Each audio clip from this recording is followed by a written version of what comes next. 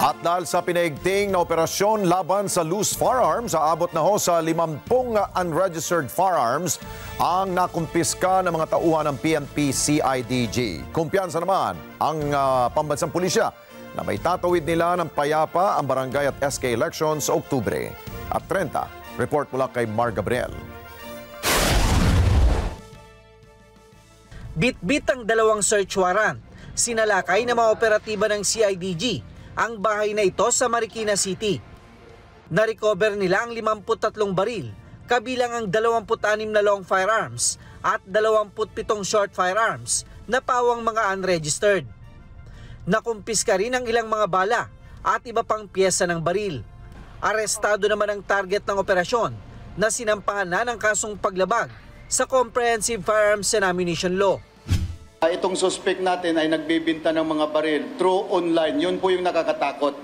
Yung mga suppressor o kaya yung tinatawag na silencer, yun po yung nakakatakot. Binibiripikan na rin ng PNP ang impormasyon na ang suspect ay may mga kliyenteng politiko na nagme-maintain ng private arm group. The person that we arrested is also involved in online selling, and some of his clients are yung mga private individuals who are maintaining private armed groups. Yun ang kinakatakutan natin. And so in line with that, with the intention of keeping our BSKE and also yung ating kalsada, lansangan, safer. For every firearms na nakukumpiska natin at nababawasan, for each firearm that falls under the hands of criminals. Sa ngayon, kasado na raw ang preparasyon ng PNP para sa barangay at SK election sa Oktubre 30. Isinasapinal na lang daw ang magiging deployment ng kanilang mga tauhan, lalo na sa mga lugar na ikinukonsiderang isailalim sa areas of concern. So far, we are not seeing any areas na mapopostpone. All areas will be simultaneously conducting the barangay and SK election as scheduled. Hinihintay rin ng liderato ng PNP ang report at assessment ng kanilang mga field commander sa bayan ng Socorro sa Surigao del Norte kung maaari itong isama sa areas of concern ngayong halalan.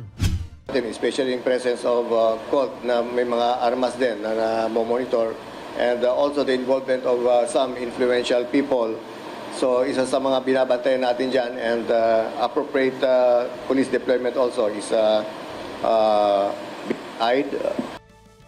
Una nang inirekomenda ng PNP sa COMELEC na isailalim sa red category ang nasa 246 na barangay, 1,248 sa orange category at 1,100 sa yellow category. Mar Gabriel para sa Mata ng Agila. Matatag, matapang, matapat. Maraming salamat sa inyo pong pagsubaybay sa Mata ng Agila Primetime. Para malaman ang matatag, matapang at matapat na mga balita, i-follow lamang at mag-subscribe sa @Net25 TV.